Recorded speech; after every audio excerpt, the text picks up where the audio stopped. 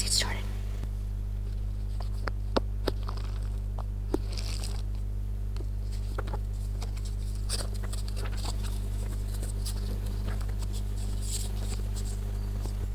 Chapter 1. It is a truth universally acknowledged that a single man in possession of a good fortune must be in want of a wife.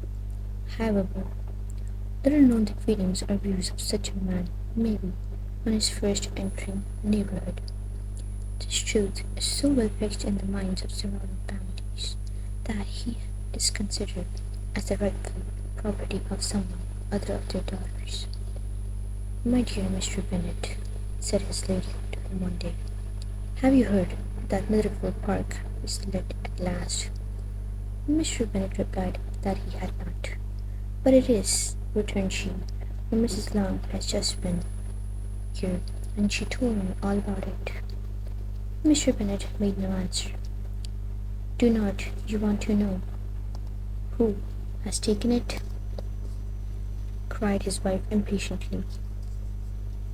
"You want to tell me, and I have no objection to hearing it." This was invitation enough. "Why, my dear, you must know.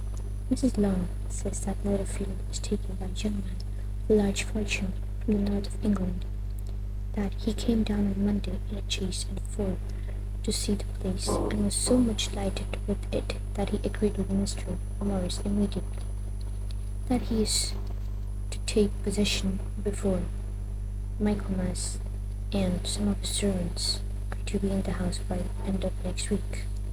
"What is his name?" "Bingley." "Is he married or single?"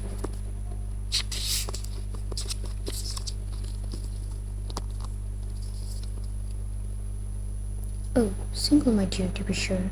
A single man of a large fortune, 4 or 5 thousand a year. What a fine thing for our girls!" "How so? How can it affect them?" "My dear Mr. Bennet," replied his wife, "how can you be so tiresome? You must know that I am thinking of his marrying one of them. Is that his design in settling here?" "Design? Nonsense! How can you talk so? But it is very likely that he may fall in love with one of them, and therefore you must visit him as soon as he comes." "I see no occasion for that. You and the girls may go, or you may send them by themselves, which perhaps will be still better, for as you are as handsome as any of them, Mr. Bingley might like you the best of the party." "My dear, you flatter me. I certainly have had my share of beauty, but I do not pretend to be anything extraordinary now. When a woman has 5 grown-up daughters, she ought to give over thinking of her own beauty. In such cases, a woman has not often much beauty to think of. But, my dear, you must indeed go and see Mr. Bingley when he comes into the neighbourhood. It is more than I engage for, I assure you. Consider your daughters. Only think what an establishment it would be for one of them.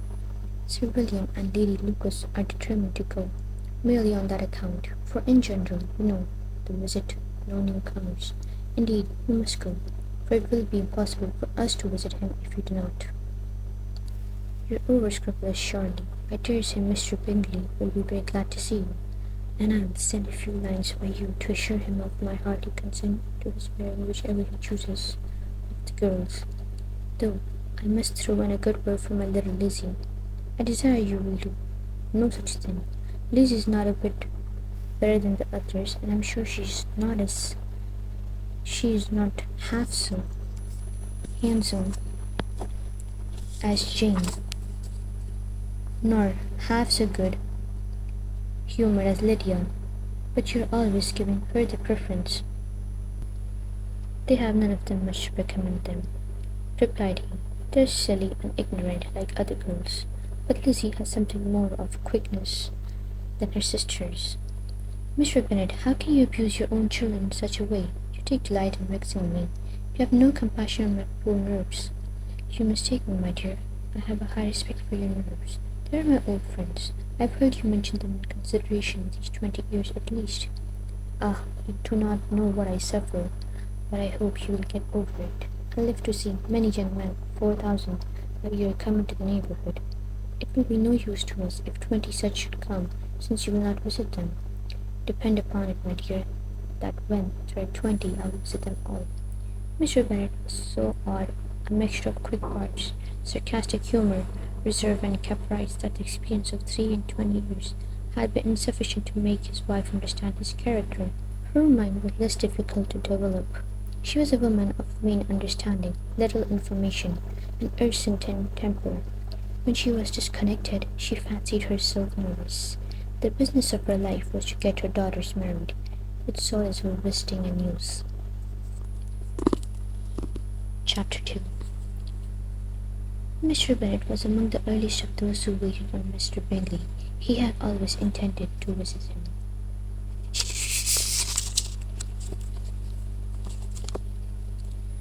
Though to the last always assuring his wife that he should not go, until the evening after the visit was paid, she had no knowledge of it. It was then disclosed in the following manner.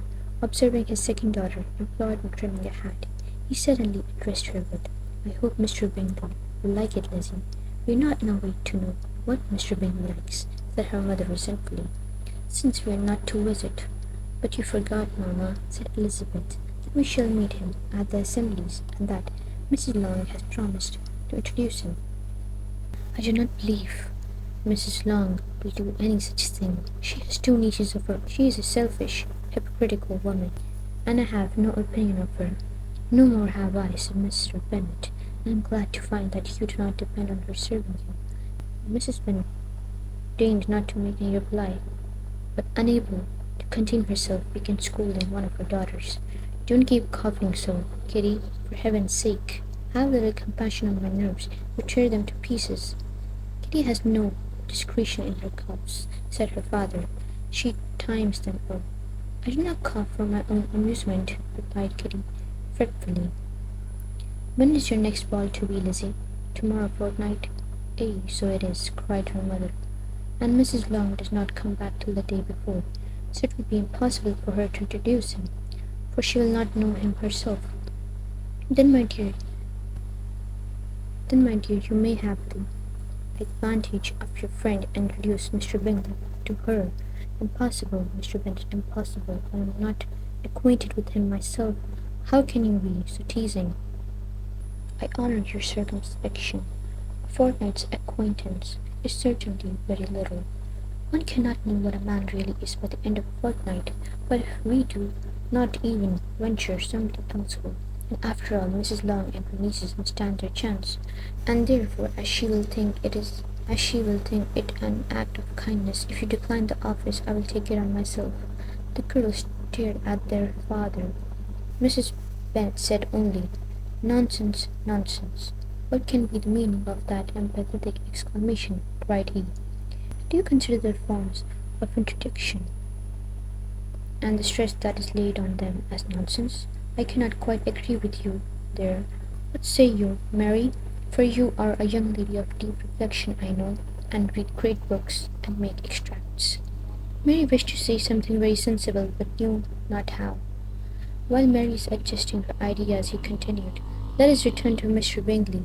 I am sick of Mr. Bingley," cried his wife.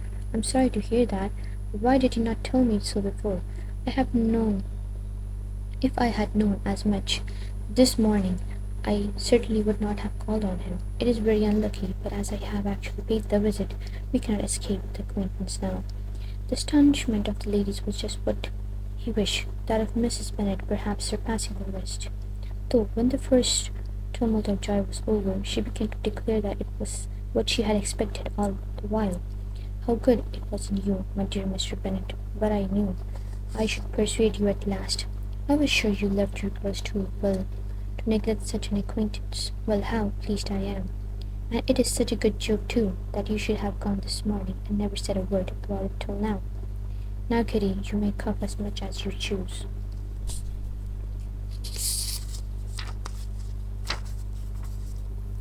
Said Mr. Bennet, and as he spoke he left the room, fatigued with the raptures of his wife. "What an excellent father you have, girls," said she, when the door was shut. "I do not know how you will ever make him amends for his kindness, or me either, for that matter. At our time of life it is not so pleasant, I can tell you, to be making new acquaintance every day. But for your sakes, We would do anything. Lydia, my love, though you are the youngest, I dare say Mr. Bingley will dance with you at next ball.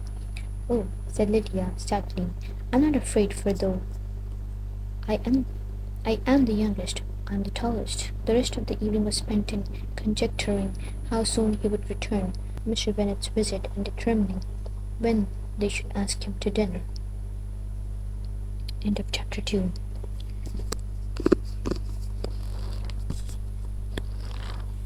So if you would like me to continue from chapter 3, comment down below, like this video, and if you want me to read any more book, I can go ahead and do that for you as well. Just comment down below.